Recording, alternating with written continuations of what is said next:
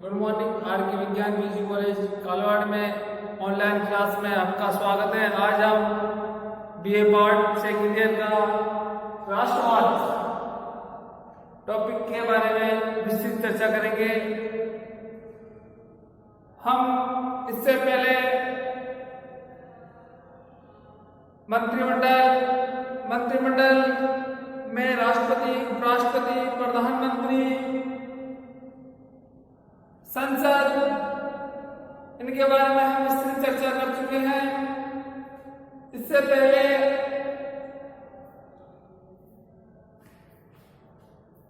काफी सजेशन हम जो बीए पार्ट सेकेंड ईयर है उसके जो यूनिट है उसके बारे में विस्तृत चर्चा किए, लेकिन राष्ट्रवाद एक ऐसा टॉपिक है जो हर व्यक्ति के मन में ये विचार उभर के आता है कि राष्ट्रवाद क्या है।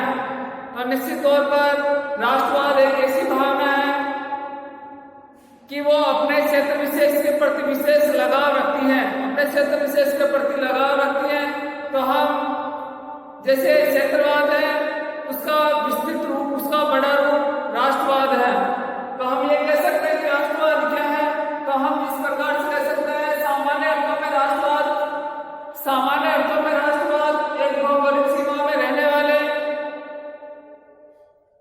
समुदायों के बीच राजनीतिक, आर्थिक, सामाजिक और सांस्कृतिक एकता की भावना है। तो इसका अर्थ यही होगा कि सामान्य अर्थ में राष्ट्रवाद एक भौगोलिक, एक भूभाग, और आपको सबको पता है कि भारत में विविधता है। भारत में जो भूभाग, कहीं पे पहाड़ है, कहीं पठार है, कहीं पे नदियां, कहीं पे नाले हैं, विविधता में एकता का तत्व मौजूद है। तो यह भौगोलिकता है। कभी सर्दी, कभी गर्मी, कभी वर्षा का मौसम रहता है। सीमा में रहने वाले समुदायों, लोगों का जो समूह है, इकट्ठेपन है, मानवता का जो समूह है, वो उनके बीच राजनीति में उथल-पुथल होती है। राजनीति की जो समझ हो उसे राजनीति कहते हैं। उसके बाद में आर्थिक, रुपए पैसे से संबंध रखने वाला आर्थिक, फिर सामाजिक, समाज में रोटी कपड़ा मकान, और जो व्यक्ति समाज में रहते हैं, समाज की आवश्यकता है वो मनुष्य है, और जिन व्यक्तियों को समाज की आवश्यकता नहीं, समाज में नहीं रहता, वो या तो पशु है या देवता है। सांस्कृतिक, अपने रहन सहन, खान पान, वेशभूषा, अपने जीने का तरीका, ये सांस्कृतिक आता है। तो हम ये कह सकते हैं कि ये समुदाय के बीच एक निश्चित भौगोलिक भूभाग, एक निश्चित क्षेत्र जिसमें राजनीतिक, आर्थिक, सामाजिक, सांस्कृतिक एकता के भाव मौजूद हो, उसे हम राष्ट्रवाद के नाम से संबोधित करते हैं। तो छात्रों, आप सबको विदित है कि जो राष्ट्रवाद है, राष्ट्रवाद में कौन कौन से तत्व है आप इसमें देख सकते हो। जैसे भौगोलिक सीमा, एक भौगोलिक सीमा, भूभाग, इसको भूभाग कह सकते हैं। इसके बाद में ऐतिहासिक विकास की प्रक्रिया, क्योंकि ये मानव समुदाय एक संपदा है, ये धीरे धीरे परिवर्तनशील है, और विकास की प्रक्रिया तब जाकर ये मनुष्य का समुदाय बना है, और वो समुदाय बना है, एक संघ बना है। तो ये ऐतिहासिक विकास की प्रक्रिया है, धीरे धीरे परिवर्तनशील, परिवर्तनशीलता। उसके बाद में हम ये कह सकते हैं राष्ट्रवाद के जो विविध समुदाय है, जैसे राजनीतिक, आर्थिक, सामाजिक, सांस्कृतिक, इनमें आपसी समन्वय हो, तब जाकर हम इसको राष्ट्रवाद के नाम से संबोधित कर सकते हैं। इसी प्रकार हम ये कह सकते हैं राष्ट्रवाद दिलों की एक ऐसी एकता है जो एक बार बनकर कभी ना बिगड़े। राष्ट्रवाद दिलों की एक ऐसी एकता है जो एक बार बन जाती है, कभी नहीं बिगड़ती है। कहने का भिखारी किसने कहा? ये जे.एच. रोज ने कहा राष्ट्रवाद एक ऐसी प्रक्रिया है, एक बार दिलों में ये बैठ जाती है, फिर भविष्य में कभी भी नहीं बिगड़ती है। यही राष्ट्रवाद है। तो हम पुनः राष्ट्रवाद को इस प्रकार से परिभाषित कर सकते हैं। सामान्य अर्थों में राष्ट्रवाद एक भौगोलिक सीमा में रहने वाले समुदायों के बीच राजनीतिक, आर्थिक, सामाजिक, सांस्कृतिक एकता की भावना ऐसे ही राष्ट्रवाद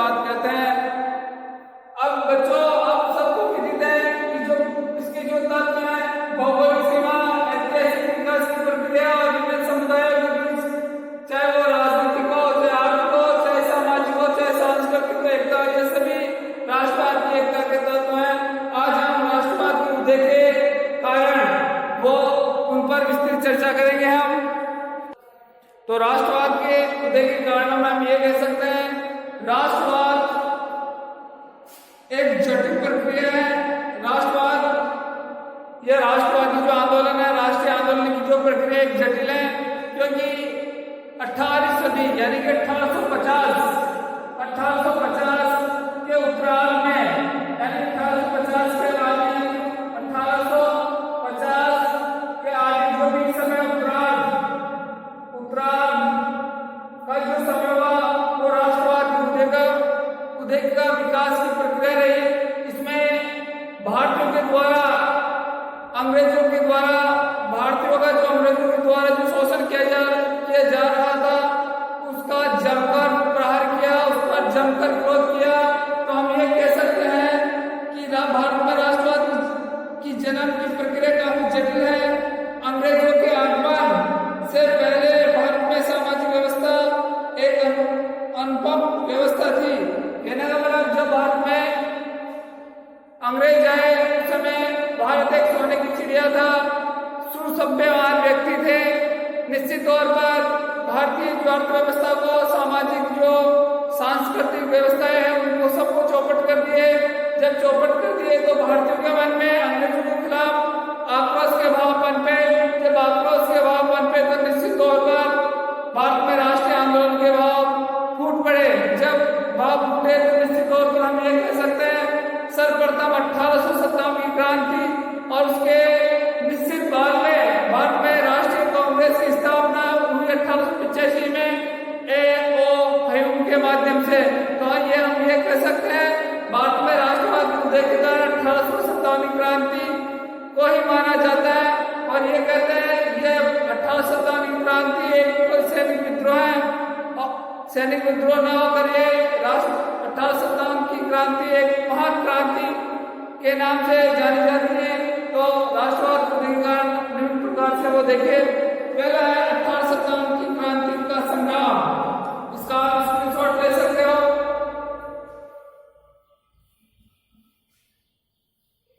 पहला 1857 क्रांति का संग्राम, तो इसमें यह बताया गया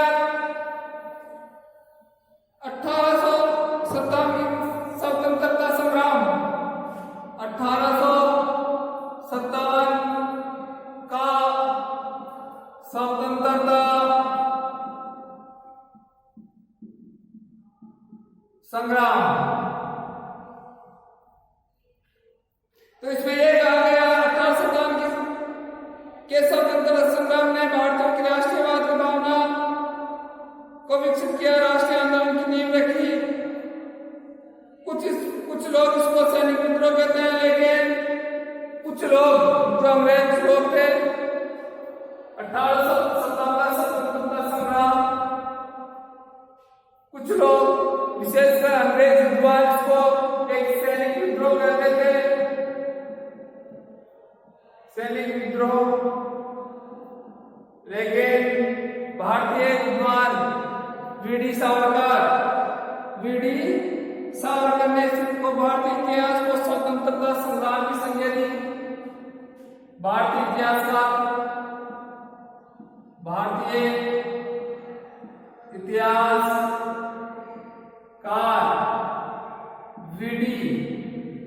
वीडी सावरकर ने इसको स्वतंत्रता संग्राम की संज्ञा दी। जो क्वेश्चन यही आता है, कुछ लोग विशेषकर अंग्रेज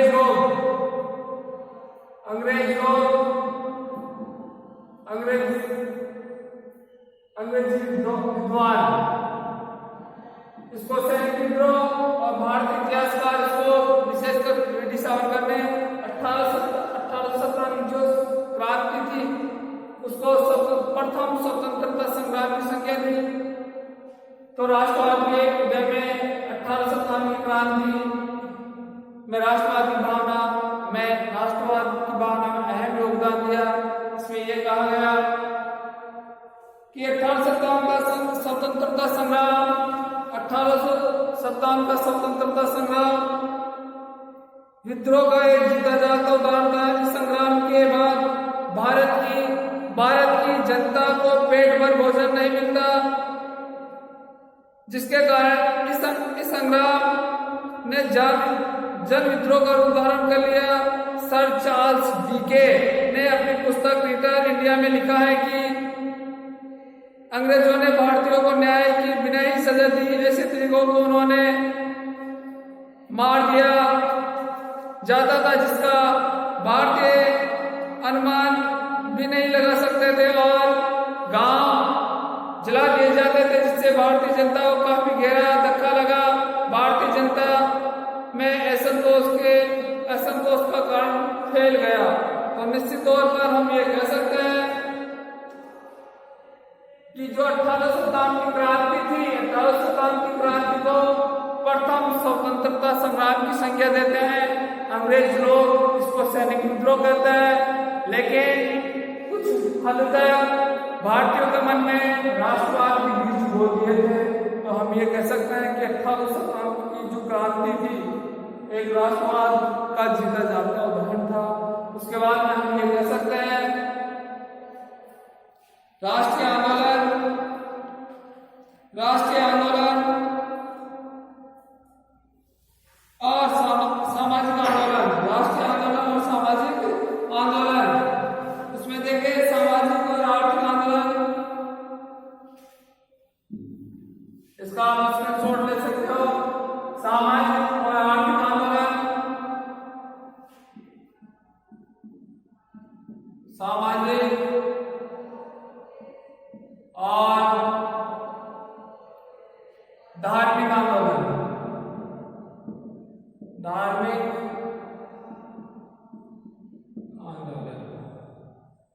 बाद में समाज में हो रही, क्योंकि जो मध्य युग था, भारत मध्य युग में अनेक बुराइयां व्याप्त हो चुकी थी, बहुत से आडंबर आ चुके थे। इन आडंबरों को दूर करने के लिए दयानंद सरस्वती, बाल गंगाधर तिलक और बहुत से भारतीय विद्वानों ने अलग अलग समाज में जो बुराइयां थी उनको मिटाने के लिए भरसक प्रयास किया।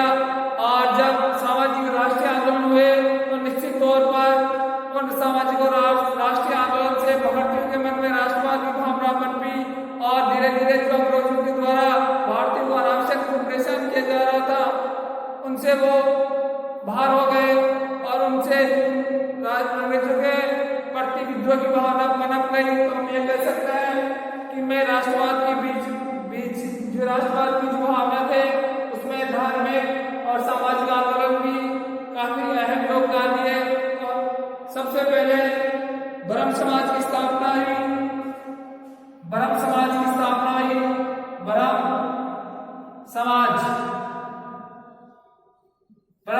स्थापना में इसकी स्थापना 20 अगस्त 1828 में की गई। 20 अगस्त 1828 में की गई। दयानंद राजाराम मोहन राय ने ब्रह्म समाज की स्थापना 20 अगस्त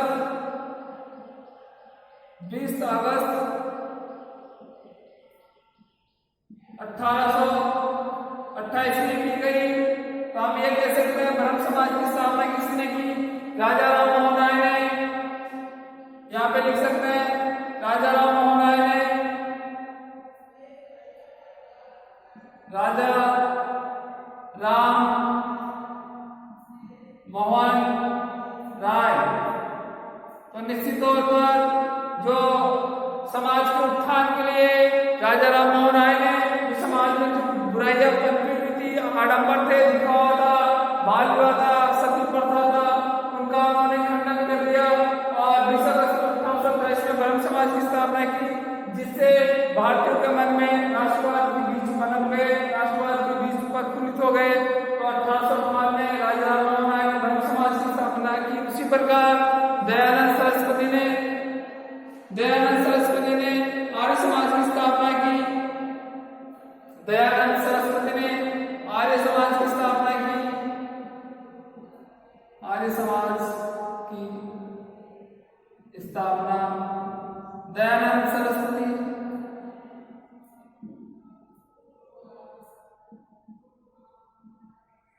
इन्होंने भी भारतीयों को जो मध्य युग में जो आडंबर फैल रखे थे उन आडंबरों को दूर करने के लिए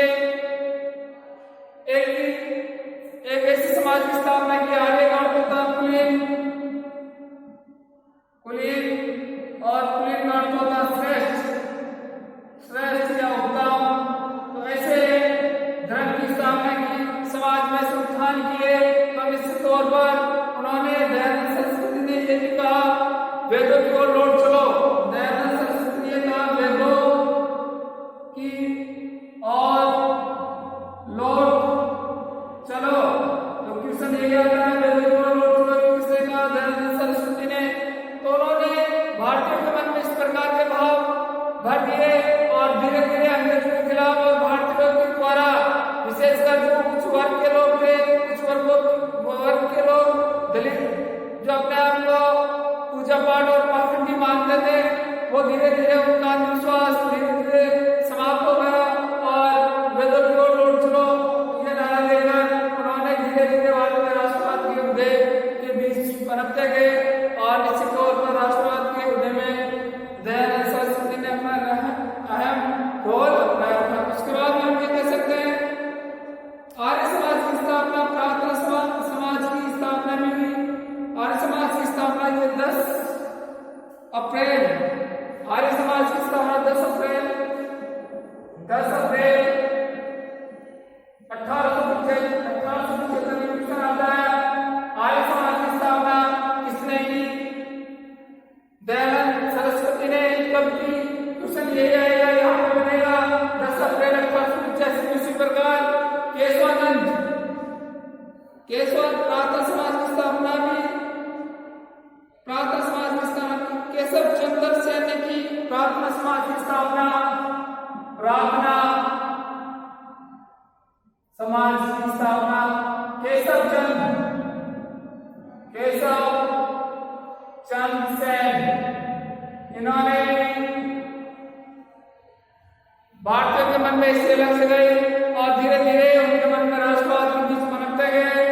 तो हम ये कह सकते हैं कि निश्चित तौर पर वेदों की ओर लौट चलो, प्रार्थना समाज की स्थापना, ब्रह्म समाज की स्थापना, इन्होंने भारतीयों के मन में जो गलत विचार थे, देश के प्रति, राष्ट्र के प्रति जो विचार दूषित हो गए थे, और वो धीरे धीरे उनके मन में ऐसी भावना प्रफुल्लित होती जा रही थी और वो अंग्रेजों से छुटकारा पाना चाहते थे और हर व्यक्ति स्वतंत्र होना चाहते थे। उसी प्रकार थियोसॉफिकल सोसाइटी जो एनिमेशन के द्वारा संचालित थी, रामकृष्ण मिशन की स्थापना, इन्होंने भी भारतीयों के मन में इस प्रकार की भावना जगाई और धीरे धीरे राष्ट्रवाद के बीच पनप रहे थे।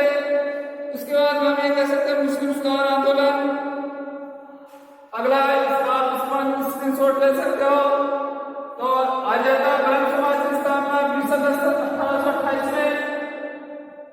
आर्य समाज की स्थापना 10 अप्रैल 1875 में। दयानंद सरस्वती ने वेदों की ओर लौट चलो। राजौरी राजा राम मोहन राय को पुनर्जागरण का अग्रदूत के नाम से भी जाना जाता है। पुनर्जागरण का अग्रदूत,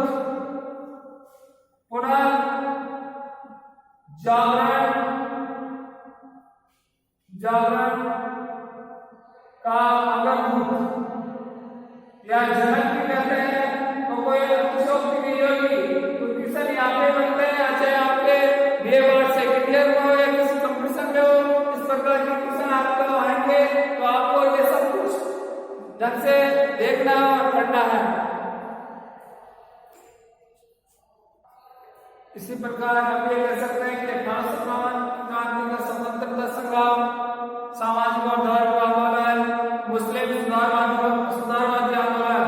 मुस्लिम सुधारवादी आंदोलन हिंदू ही नहीं, इसमें मुस्लिम वर्ग के जो बुद्धिजीवी व्यक्ति थे उन्होंने भी, विशेषकर सैयद अहमद रेलवी अरब के बहानी का आंदोलन का उसका संदेश फैलाया, जिसके माध्यम से वहां पर मुसलमानों पर हो रहे अत्याचार और मुस्लिम समाज पर हो रहे अत्याचारों का उन्होंने विरोध किया अंग्रेजों के खिलाफ। उसी प्रकार सैयद अहमद खान ने अलीगढ़ आंदोलन का संचालन किया और सैयद अलीगढ़ आंदोलन के माध्यम से उन्होंने यह संदेश दिया कि हिंदू मुस्लिम सब भाई भाई है। उसी उसके तहत मोहम्मद इकबाल की जो पंक्तियां है, सारी जहां से अच्छा है हिंदुस्तान हमारा, ये सब ये पंक्तियां ये प्रेरित करती है निश्चित तौर पर मुस्लिम सुधारवादी आंदोलन है, भारत में राष्ट्रवाद के उदय में अपने अग्रणी भूमिका निभाई है। इसी कड़ी में हम ये कह सकते हैं कि ब्रिटिश शासन की जो दमनकारी नीतियां थी, ब्रिटिश शासन की जो दमनकारी नीतियां, वो अगला पॉइंट है, उससे पहले आप इसका स्क्रीनशॉट ले सकते हो। तो मुस्लिम सुधारवादी आंदोलन में सैयद अहमद कुरैशी में अरब के बाहरी आंदोलन का संदेश दिया कि जो आंदोलन है उसको अब आप समाप्त कीजिए और जो मुसलमानों पर हो रहे अत्याचारों को समाप्त कीजिए। उसी प्रकार सैयद अहमद खान ने अलीगढ़ आंदोलन का संचालन के माध्यम से ये तय कर दिया कि हिंदू और मुस्लिम सब भाई भाई है। इसी के अगली पंक्ति में हम ये कह सकते हैं मोहम्मद इकबाल ने हिंदुस्तान को, इस पूरे संसार को ये कहा कि सारे जहां से अच्छा हिंदुस्तान हमारा। तो उन्होंने ये सिद्ध कर दिया कि निश्चित तौर पर भारत में राष्ट्रवाद के जो बीज बोए उसमें हिंदू नहीं बेहतर थे, मुस्लिम समुदाय के लोग भी काफी अग्रणी थे। तो 1857 की क्रांति, सामाजिक और धार्मिक आंदोलन, मुस्लिम आंदोलन, उसी कड़ी में हम ये कह सकते हैं कि ब्रिटिश शासन की जो दमनकारी नीतियां थी वो भी भारत में राष्ट्रवाद के कारण रही।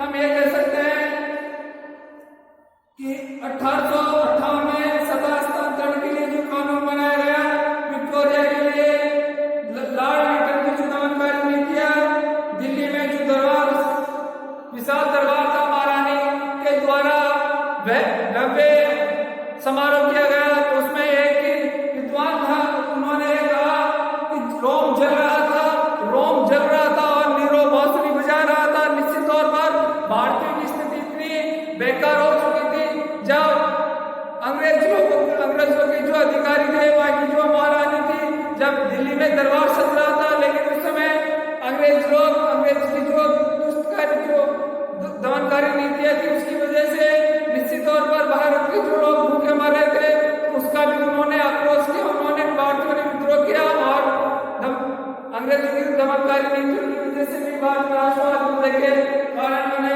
और इसी प्रकार उन्होंने यह कह सकते हैं इंडियन सिविल सर्विस की आयु बताकर 21 से 18 वर्ष कर दी गई।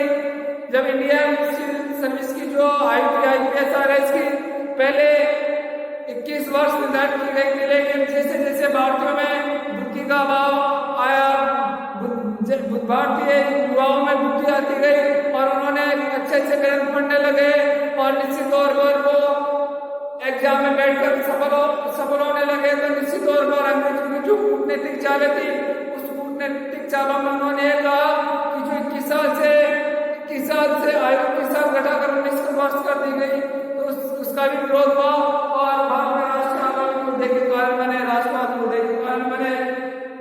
इसी कड़ी में हम ये कह सकते हैं वर्नाकुलर प्रेस एक्ट के माध्यम से भारतीय जो समाचार पत्र थे उस पर पाबंदी लगा दी गई, जो पत्र पत्रिकाएं थी उस पर पाबंदी लगा दी गई कि अब भारतीय समाचार पत्रों पर पाबंदी है। इस वजह से भी भारतीयों के मन में आक्रोश हो गया और राष्ट्रवाद के बीच पनप गए। आर्म्स एक्ट के तहत कहा, आर्म्स एक्ट में यह बताया गया कि भारत बिना किसी, आर्म्स एक्ट में यह कहा कि भारत बिना किसी लाइसेंस के अपने पास हथियार नहीं रख सकते हैं, उसकी पाबंदी भी भारत में राष्ट्रवाद के कारण बनी।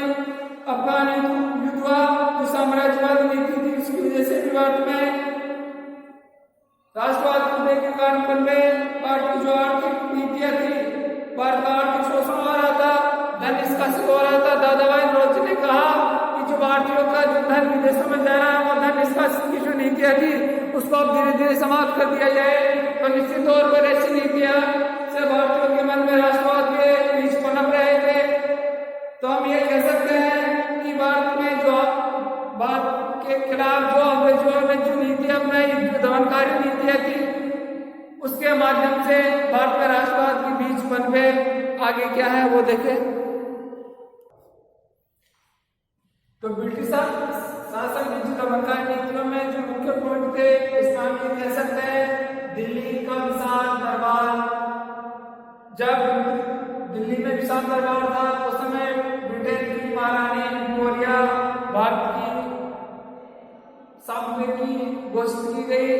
उस समय भारत के जो वायसराय थे लॉर्ड माउंटबेटन थे, और लॉर्ड माउंटबेटन के द्वारा 1 जनवरी 1877 में शानदार जश्न वो पार्टी दी गई।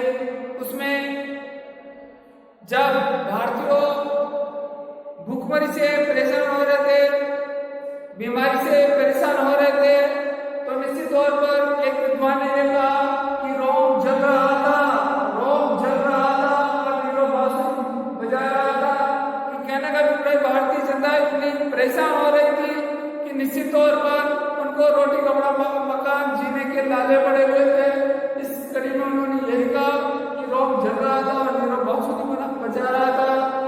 तो ये कहावत सत्यार्थ चरित्र होती है। उसी के बाद में वर्नाकुलर प्रेस एक्ट बनाया गया अंग्रेजों के द्वारा, जो वहां के जो वायसराय थे उनके द्वारा। उसमें यह कहा गया कि भारतीय समाचार पत्रों पर कठोर प्रतिबंध की, जो भी समाचार पत्र पत्रिकाएं बनाने जा रहे हैं, लिख रहे हैं, वो सबसे पहले अंग्रेजों से आज्ञा लेगा, उसके बाद में ही वो समाचार पत्र लिख सकते हैं या लेख जारी कर सकते हैं। लेकिन उन पर कठोर प्रतिबंध लगा दिया था। ये एक भारत राष्ट्रवाद के उद्देश्य कार्ड बने, क्योंकि भारतीयों के मन में इस प्रकार का गुबार भरा हुआ था, क्योंकि मरता क्या नहीं करता। और निश्चित तौर पर भारतीय लोग अंग्रेजों से परेशान हो गए थे और धीरे धीरे राष्ट्रवाद के बीच पनप रहे थे। उसी प्रकार आम एक्ट कि उसमें ओनली भारतीयों के लिए बिना लाइसेंस के हथियार रख नहीं सकते थे, वो चल नहीं सकते थे हथियार लेकर, और व्यापार नहीं कर सकते थे। तो कहने वाला भारतीयों पर अनावश्यक प्रतिबंध लगाया गया। आईबी जो सिविल सर्विसेज जो एग्जाम थे उसमें पहले अंग्रेजों के द्वारा 21 वर्ष निर्धारित की गई। जैसे जैसे भारतीय जो छात्र उसमें बैठने लगे, तो अंग्रेजों ने ये सोचा कि हो सकता है अभी धीरे धीरे अधिकारी बन सकते हैं। तो उन्होंने उसकी आयु 21 वर्ष से घटाकर 19 वर्ष कर दी गई। तो निश्चित तौर पर वो भी वो कारण नहीं, भारतीय युवाओं में राष्ट्रवाद का जो बीज था वो पनप चुका था और आक्रोश के भाव फूट पड़े थे। इसी प्रकार हम ये कह सकते हैं कि जो पाश्चात्य शिक्षा व संस्कृति, इसका आप स्क्रीनशॉट ले सकते हो। ये देखिए पाश्चात्य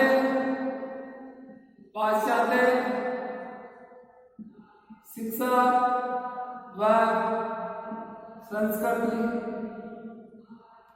भारतीयों के मन में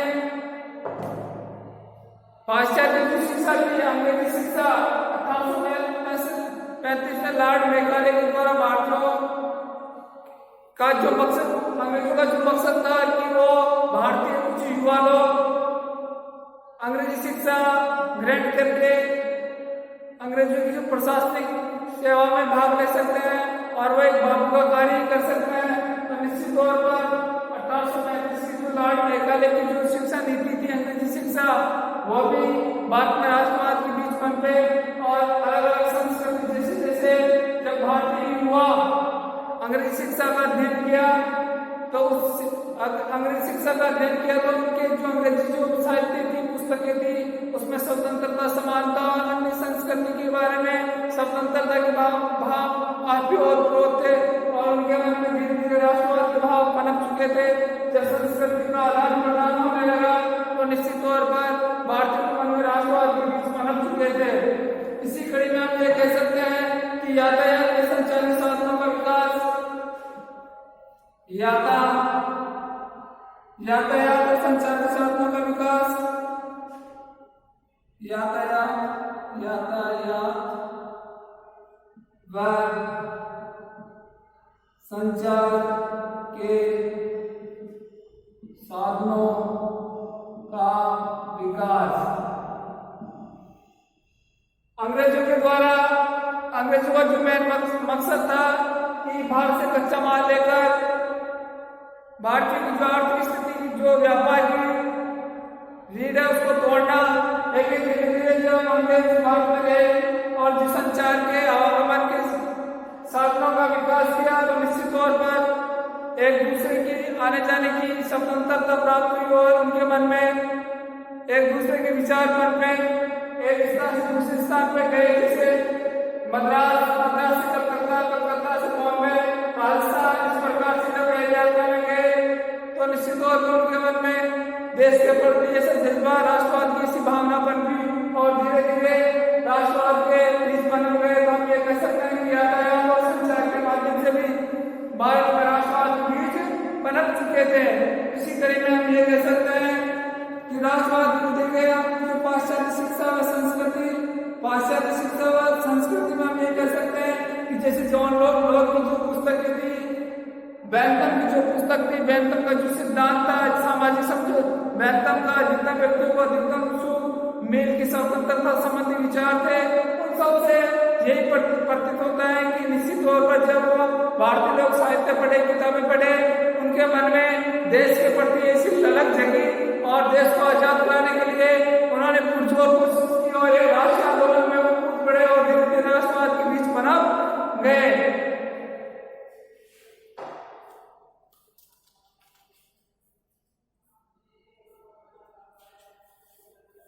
भारतीय प्रेस व साहित्य, भारतीय प्रेस व साहित्य,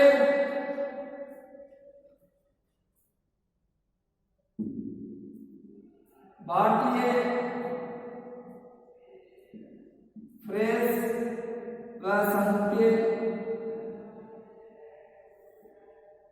जब भारतीय जो प्रेस मीडिया पनप गई थी और नए नए साहित्य पनप चुके थे, समाज कौमुदी, इसी प्रकार अन्य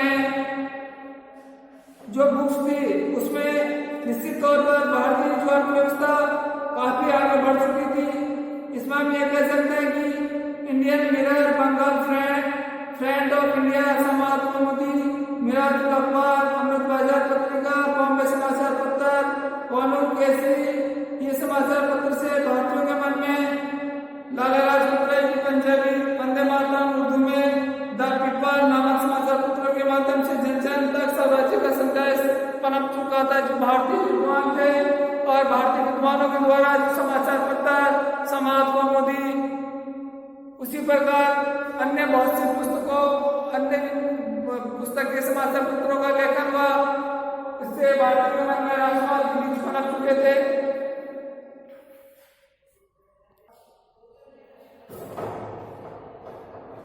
उसी कड़ी में जो राष्ट्रवाद को देखते के कारणों में अल्बर्ट समंत विवाद आया। अल्बर्ट समंत जो विवाद था उसमें यह कहा कि अल्बर्ट समंत भारतीय वकीलों को अंग्रेजों का जो मुकदमा लड़ने का अधिकार और पैरवी करने का अधिकार नहीं था, लेकिन अल्बर्ट विधेयक में यह कहा कि एक जूरी होगी और जूरी में आधे से ज्यादा अंग्रेज होंगे और निश्चित तौर पर जब उसका भारतीय लोगों के द्वारा विरोध किया गया तो निश्चित उसको मारना पड़ा और आगे जाकर भारत में ये राष्ट्रवाद के उदय और बीज के कारण बने। कहने का मतलब ये है कि भारत को अब जूरी के तहत और अंग्रेजों का जो मुकदमा लड़ने का अधिकार या पैरवी करने का अधिकार सौंप दिया गया था। उसके बाद में अगला देखा घटना शिक्षित भारत में बढ़ता है सबको, जो भारत में जो पढ़े लिखे लोग थे उसके मन में अब भाव पनप चुके थे कि हम अब भारत देश को आजाद करा के रहेंगे और उनके मन में सुरेंद्रनाथ बैनर्जी को 21 वो सिविल सर्विसेज में पास हो गए थे, लेकिन उनकी आयु उस समय 21 करके 19 कर दी गई थी। निश्चित तौर पर उनके मन में आक्रोश हुआ और धीरे धीरे वो युवा शिक्षित लोगों को एक किया और युवाओं के मन में जो विशेष अंग्रेजी शिक्षा का अध्ययन कर चुके थे और अंग्रेजी शिक्षा की साहित्य जो पुस्तकें थी वो स्वतंत्रता से और प्रोत थी, स्वतंत्रता के भाव बना उनमें इस प्रकार से इससे थे कि आजादी के बिना और कुछ भी नहीं है। तो निश्चित तौर पर पढ़े लिखे और छात्रों के भारतीय छात्र के उनके मन में आक्रोश के भाव बन गए और राष्ट्रवाद को देखकर हुए। जाति व्यवहार के प्रति अंग्रेजों के द्वारा भारतीयों को हर जगह हर स्थान पर अपमानित किया जाता था। वहां पर मानस, गोरिल्ला, पशु पक्षियों की संज्ञा दी जाती थी, जंगली सुअर की संज्ञा दी जाती थी, हाथ की संज्ञा दी जाती थी। तो इससे भारतीय जनता परेशान हो गई और परेशान होकर उनके मन में अंग्रेजों को उखाड़ फेंकने की, अंग्रेजों को बाहर खदेड़ने की उनके मन में ऐसी ललक ललक जी को राष्ट्रवाद मुद्दे के कारण पनपे। इसी कड़ी में हम ये कह सकते हैं विदेशी घटनाएं और आंदोलन में अमेरिका में, रूस में, फ्रांस में ऐसी क्रांतियां चल रही थी और स्वतंत्रता, समानता और वो सभी विदेशी जो ताकतें थी, विदेशी जो कंपनियां थी, विदेशी जो साम्राज्यवादी जो नीतियां थी, उनका विरोध करने में अमेरिका में, रूस में, फ्रांस में उन्होंने उन देशों ने खदेड़ दिया था और वो समाचार पत्रों के माध्यम से भारतीय छात्र उनको पढ़े और जैसे पढ़े उनके मन में देश के प्रति राष्ट्रवाद की भावना पनपी और धीरे धीरे अंग्रेजों को भारत देश से खदेड़ने का अनुभव, खदेड़ने की कोशिश करने का प्रयास किया और धीरे धीरे वो राष्ट्रवाद के बीच बन चुके थे। ऐतिहासिक अनुसंधान, भारत में ऐतिहासिक अनुसंधान किए गए क्योंकि विदेश की जितनी भी संस्कृतियां थी वो विलुप्त हो चुकी थी। उनमें सबसे श्रेष्ठ संस्कृति कोई थी तो भारतीय संस्कृति थी और अनुसंधान और रिसर्च से ये सिद्ध होता है कि सभी संस्कृतियां विलुप्त हो चुकी थी, लेकिन भारतीय संस्कृति अक्षुण्ण थी क्योंकि भारत विविधता में एकता होते हुए सब उनके भारतीय मन में एकता के भाव है। अनुसंधान किए, रिसर्च किए गए और जब रिसर्च किए तो धीरे धीरे भारत में राष्ट्रवाद के बीच पनपे, राष्ट्रवाद मुद्दे के कारण पनपे। राजनीतिक और प्रशासनिक एकता, जब राजनीतिक और प्रशासनिक एकता, क्योंकि प्रशासन में जितने भी भारतीय लोग थे, विशेषकर जो छोटे पदों पर, छोटे सीटों पर विराजमान थे, तो उनके मन में ऐसी भावना हुई जब अंग्रेज 100 और भारतीय 5000 है तो निश्चित तौर पर हम जो कर्मचारी लोग, भारतीय कर्मचारी लोग अंग्रेजों को खदेड़ देंगे और राजनीतिक और प्रशासनिक कारण से भी भारत में राष्ट्रवाद मुद्दे पे सामाजिक परिवर्तन धीरे धीरे समाज में जागरूकता की गई। ब्रह्म समाज से राजा राम मोहन राय से दयानंद सरस्वती ने आर्य समाज की स्थापना की, रामकृष्ण मिशन की स्थापना की, थियोसॉफिकल सोसाइटी की स्थापना की, उससे समाज में परिवर्तन आ गया और देश में राष्ट्रीय एकता के बीच पनप चुके थे। उसी कड़ी में हम ये कह सकते हैं कि मध्यम वर्ग का उदय हुआ। जब मध्यम वर्ग का उदय हुआ तो हर व्यक्ति ये चाहने लगा है कि हम स्वतंत्र रहे और स्वतंत्रता के लिए उन्होंने राष्ट्रवादी आंदोलन में कूद पड़े। तो निश्चित तौर पर ये जितने भी पॉइंट है, ये जितने भी कारण है राष्ट्रवाद मुद्दे के कारण है, उनमें सबसे अग्रणी भूमिका जो हमारे जो महापुरुष थे राजा राम मोहन राय, दयानंद सरस्वती, और इसी की कड़ी में हम ये कह सकते हैं विशेषकर जो युवा वर्ग थे और उसमें सब एकजुट होकर देश को आगे बढ़ाने की कोशिश की और 1857 की जो क्रांति थी उसको कुछ लोग सैनिक क्रांति के नाम से संबोधित करते थे, लेकिन ये 1857 की क्रांति स्वतंत्रता संग्राम जो वीर सावरकर ने दिया। तो निश्चित तौर पर हम ये कह सकते हैं कि भारत देश को आगे राष्ट्रीय आंदोलन को आगे बढ़ाने में पुरजोर कोशिश की। इस प्रकार उपरोक्त कारणों से ये कह सकते हैं कि भारत में राष्ट्रीय आंदोलन लंबे समय से उत्पन्न हुआ असंतोष का परिणाम है। तो ये काफी लंबे समय से चली आ रही प्रक्रिया है कि भारतीय लोग असुख हो चुके थे, भारतीय लोग परेशान हो चुके थे क्योंकि भारतीयों को जाति आधार पर कई प्रकार से शब्दों से संबोधित करते थे, जैसे जाति आधार पर हाफ गोरिल्ला, हाफ नेग्रो, जो एक जिसको वनमानुष या जातिवादी शब्द कहते हैं। लेकिन हमें आज भी भारत देश को जगाने की आवश्यकता है क्योंकि वर्तमान में भारत में जो जाति व्यवस्था है वो जाति व्यवस्था और धर्म की जो व्यवस्था है वो आज भारत देश को फिर से खोखला करने की कोशिश कर रहे हैं। कुछ लोग की जो राजनीतिक और सामाजिक और जो अपने आप को मुखिया मानते हैं उनको धराशायी करने के लिए हमें आज भी एकजुट होने की आवश्यकता है क्योंकि जाति, धर्म, लिंग, वंश, भाषा के आधार पर हमको किसी भी प्रकार का भेदभाव नहीं करना चाहिए क्योंकि हम अभी भी अगर एकजुट होंगे तो निश्चित तौर पर भारत पुनः विकसित हो जाएगा, विकासशील में विकसित हो जाएगा और सोने की चीजें हो जाएगा। आज की जो राष्ट्रवाद की जो क्लास है यहाँ पे समाप्त होती। जय हिंद, जय भारत।